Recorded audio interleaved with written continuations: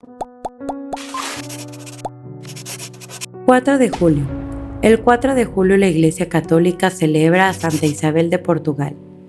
Nació en 1270.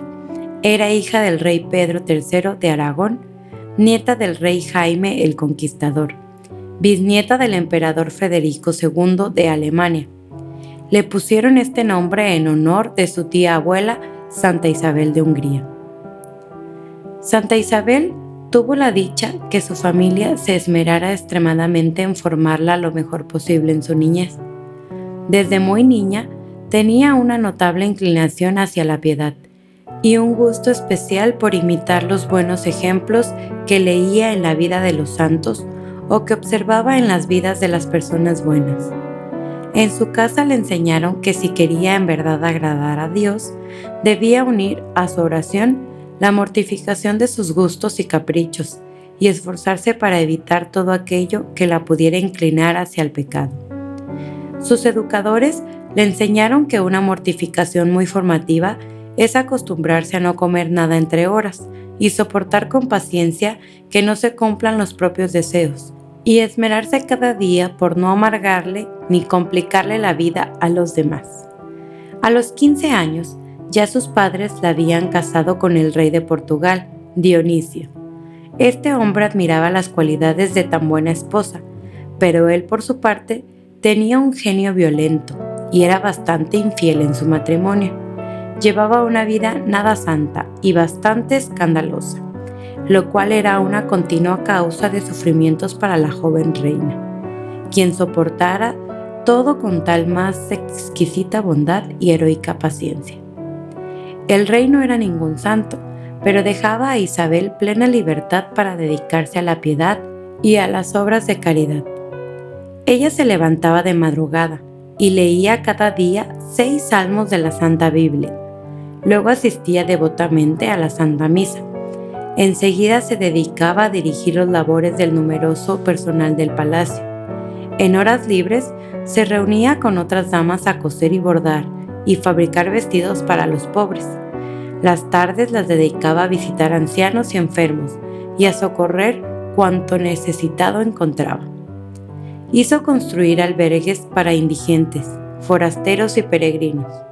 En la capital fundó un hospital para pobres, un colegio gratuito para niñas, una casa para mujeres arrepentidas y un hospicio para niños abandonados. Conseguía ayudas para construir puentes en sitios peligrosos y repartía con gran generosidad toda clase de ayudas. Visitaba enfermos, conseguía médicos para los que no tenían con qué pagar la consulta. Hacía construir conventos para religiosos. A las muchachas muy pobres les costeaba lo necesario para que pudieran entrar al convento, si así lo deseaban. Tenía guardada una linda corona de oro y unos adornos muy bellos, y un hermoso vestido de bodas, que prestaba a las muchachas más pobres para que pudieran lucir bien hermosas el día de su matrimonio. Su marido, el rey Dionisio, era un buen gobernante, pero vicioso y escandaloso. Ella rezaba por él, ofrecía sacrificios por su conversión, y se esforzaba por convencerlo con palabras bondadosas para que cambiara su conducta. Llegó hasta el extremo de educarle los hijos naturales que él tenía con otras mujeres. Tuvo 2 hijos, Alfonso, que será rey de Portugal, sucesor de su padre, y Constancia, futura reina de Castilla. Pero Alfonso dio muestras desde muy joven de poseer un carácter violento y rebelde, y en parte esta rebeldía se debía a las preferencias que su padre demostraba por sus hijos naturales.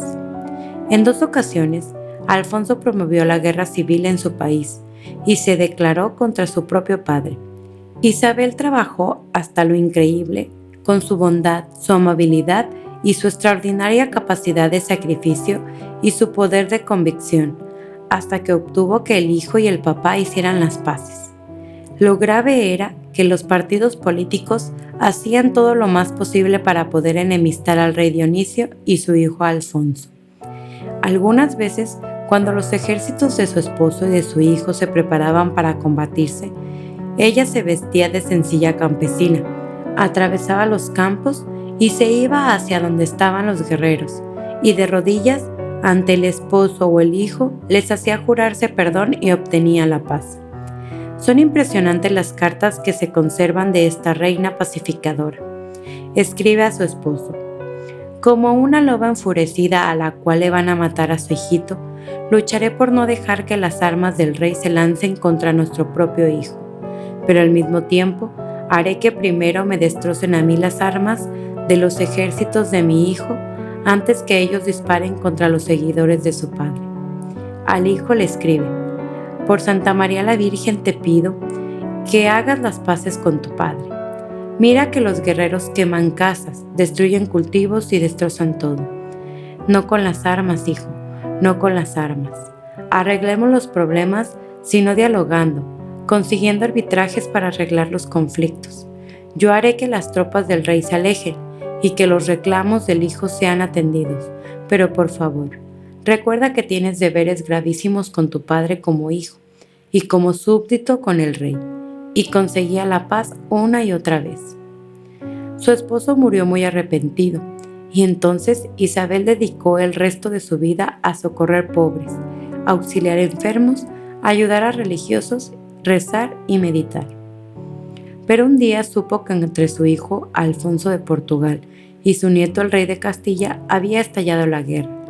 Anciana y achacosa como estaba, emprendió un larguísimo viaje con calores horrendos y caminos peligrosos para lograr la paz entre los dos contenedores. Y este viaje fue mortal para ella. Sintió que le llegaba la muerte y se hizo llevar a un convento de hermanas clarisas. Y allí, invocando a la Virgen María, murió santamente el 4 de julio del año 1336. Dios bendijo su sepulcro con varios milagros, y el sumo pontífice la declaró santa en 1626. Es abogada para los territorios y países donde hay guerras civiles, guerrillas y falta de paz. Santa Isabel, te pedimos que ruegues por nuestros países y nos consigas la paz que tanto necesitamos. Esto es el Santoral. Soy Mayra de Cristos Estudio. Que tengas un día lleno de bendiciones.